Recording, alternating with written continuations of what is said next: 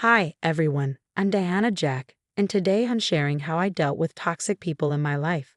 Trust me, this one's a roller coaster that will leave your blood boiling. Before my life turned into a full-blown soap opera, I was thriving at Anderson Marketing. In just 4 years, I climbed from intern to senior account manager. My biggest supporter, my older sister Anna, until she met him. 3 years ago, Anna called me, practically glowing through the phone. Diana, you won't believe who I met at the coffee shop. His name's Tom Davis, and he's a financial advisor. Red flags started waving the first time Tom joined us for a family dinner.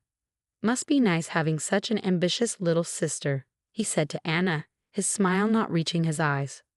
Hope it doesn't make you feel overshadowed, babe. After their wedding, Anna transformed. My closest confidant became Tom's echo chamber. Our calls grew shorter, her excuses longer. Still, life at work was looking up. One morning, my mentor, Barbara, smiled at me during a meeting. Diana, you're glowing. The nomination for Young Professional of the Year couldn't have gone to anyone more deserving. Thanks, B, I still can't believe it's happening. Believe it, my best friend Jessica chimed in during lunch. You're going to crush that ceremony next month. But my excitement crumbled at the next family dinner. Young Professional of the Year? That's nice, Tom said, barely looking up from his plate. Anna was up for an award at her old job, weren't you, honey? Before you decided to focus on our marriage. Oh yes, I was, Anna mumbled, avoiding my eyes. Maybe tone down the career talk, Mom said gently. You know how it makes your sister feel. Dad opened his mouth to object but stopped at Tom's sharp glance. That night Jessica called. Your sister's husband is such a piece of work, she fumed. Did you see how he tried to diminish your achievement? I know, Jess, he's getting worse. Last week, he accidentally forwarded me an email where he told Anna my success might be making her depressed. That's straight-up manipulation, she snapped. Barbara mentioned he tried cornering her at the company party, complaining you show off too much at work. The worst part is watching Anna change. Remember her book club? Tom convinced her to shut it down because it was taking time from their marriage. Still, I looked forward to the awards ceremony. The date was set, the 15th of next month. Barbara had arranged for key industry leaders to attend. This was huge for my career. But then, at another family dinner, Tom struck. Everyone, Anna and I have an announcement, he said, grinning smugly. We're planning our 3-year anniversary celebration. It's booked at the Golden Rose venue for the 15th of next month.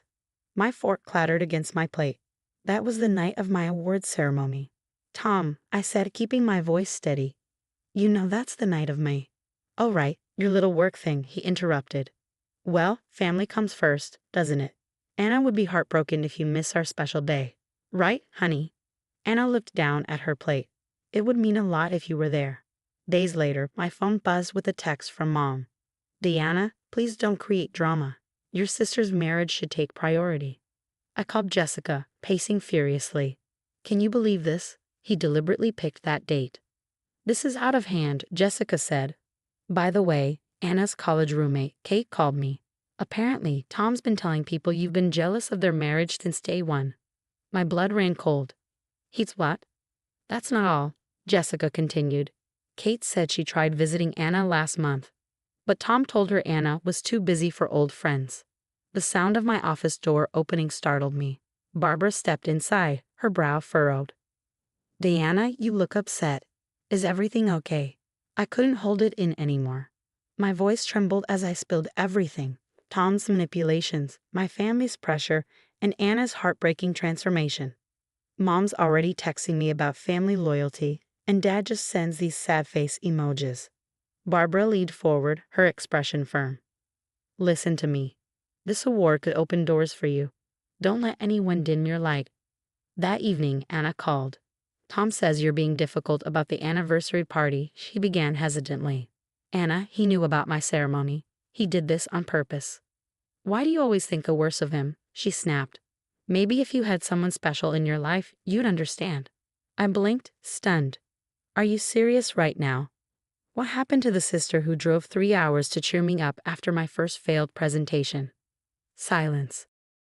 Remember when you wanted to start that literacy program, but Tom said it would interfere with his networking dinners? I pressed. That's different, she whispered. He was thinking about our future. No, Anna. He was controlling you, just like he's trying to control this situation. You don't understand. Tom says, Tom says, Tom says, Tom says. I interrupted. When did you stop having your own voice? The line went quiet before she spoke again, her voice small. Just, please come to the anniversary. For me. I took a deep breath, steadying myself. I'm going to my ceremony, Anna. I've worked too hard to let anyone take this from me, even family. After hanging up, another text arrived from Mom. Your sister's crying. I hope you're happy. I stared at my nomination letter on the wall, thinking of the Anna I used to know. Fierce, independent, supportive. She was still in there somewhere, but I couldn't set myself on fire to keep her warm. I texted Jessica. I'm going to my ceremony. Her reply was immediate. Hell yes, you are. What I didn't know then was that Tom's sabotage attempts would lead to revelations that would shake our family to its core. And a Young Professional of the Year award goes to Diana Jack, standing at the podium in my sharpest blazer and brightest smile. I almost forgot the drama. Almost. As the applause died down, my CEO took the mic. This promotion comes with our New York office expansion, she announced. Diana, we want you to lead it. My phone buzzed with missed calls from Mom and Anna, but one text stood out. It was from Michael, Barbara's brother, who worked in financial investigations. Need to talk. It's about Tom. Urgent. Over coffee the next morning, Michael slid a folder across the table. We've been investigating his firm, Diana. He's running a Ponzi scheme. What? I whispered, my hands shaking as I flipped through the documents. And that's not all, Michael continued grimly. His previous marriage ended in bankruptcy. His ex-wife lost everything. Just then, text from Anna lit up my phone. How could you skip our anniversary? Tom told everyone you're just jealous because you're alone. Before I could respond, Barbara rushed into the cafe. Diana, Tom's at the office looking for you, she said breathlessly. He's telling everyone you agreed to invest your bonus in his special project. I know. Security's handling it, but there's more. Anna called, crying. He screamed at her for commenting on your award post. My phone buzzed again. This time, it was Jessica. Girl, you need to see this. Tom's got an active dating profile. Anna has no idea. I felt sick. Send me screenshots, I said. I'm documenting everything. That afternoon, Tom cornered me in the parking lot. You ungrateful little brat, he hissed. You're ruining everything. Back off, Tom, I said, my voice steady. I know about the fraud investigation. His face turned white. Who told you? That witch Barbara. I gestured toward the surveillance cameras. Security, Tom. Every word is being recorded. His tone shifted, softening. Diana, come on. We're family. I've got an investment opportunity that could make you rich. Just hear me out. Like you made your ex-wife rich before bankrupting her? I shot back. His mask slipped. You think you're so smart. Anna will never believe you over me. Maybe not, I said. But I bet your investors will believe the SEC. Later that evening, Anna called, sobbing. Diana, I found withdrawals. Hundreds of thousands. Gambling debts. He hit the wall next to my head. I'm at Jessica's, she added. I'm scared. Stay there, I said. I'm coming. I texted Michael. Send everything to his firm. Now. My phone exploded with notifications. Mom, Tom's being escorted out of his office. Jessica. Anna's safe. She's talking to a divorce lawyer. Barbara, SEC just announced a formal investigation. That night, as Tom's face flashed across financial news channels, I didn't feel satisfaction, only relief. Relief that Anna was finally free, that Tom's mask had cracked before he could harm anyone else. His final text came at midnight. I'm sorry, please I can explain everything. I blocked his number without hesitation.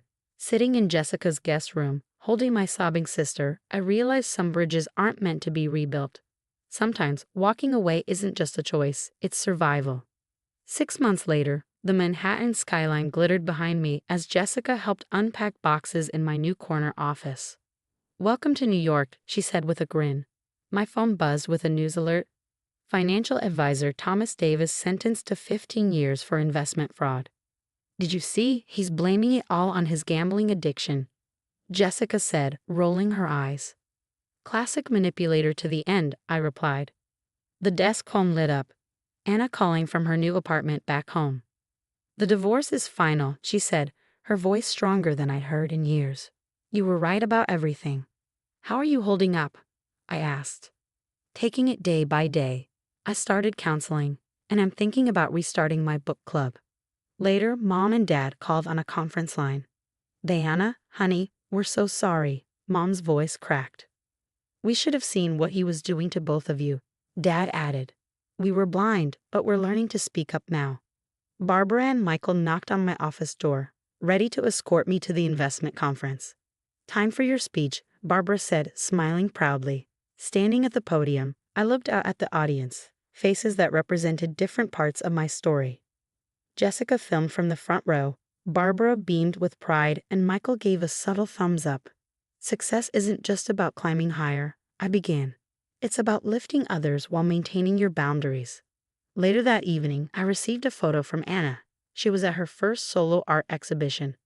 My own dreams now, her text read. Thank you for showing me how. Back at my apartment, Jessica pointed to an envelope on the coffee table.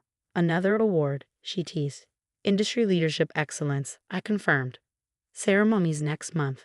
Think Tom will schedule another anniversary party? She joked. He'll be too busy with prison anniversaries, I quipped. My phone buzzed again. Headlines about Tom's sentencing, followed by a text from Anna. He's really gone. I feel free. Jessica glanced up from her phone. Your sister's story inspired 3 women in her support group to leave their controlling husbands. That group is growing. Barbara called shortly after. They want to feature you in Women in Leadership next week, she said. Ready to tell your story? I smiled. I already am. Before bed, I deleted the last traces of Tom from my phone. His contact, old messages, everything. As I hit delete all, Anna sent one final text. He asked Mom to beg me for another chance. Says he found God in prison. My reply was simple. Block him. Her response came quickly. Already did. Some chapters need to stay closed.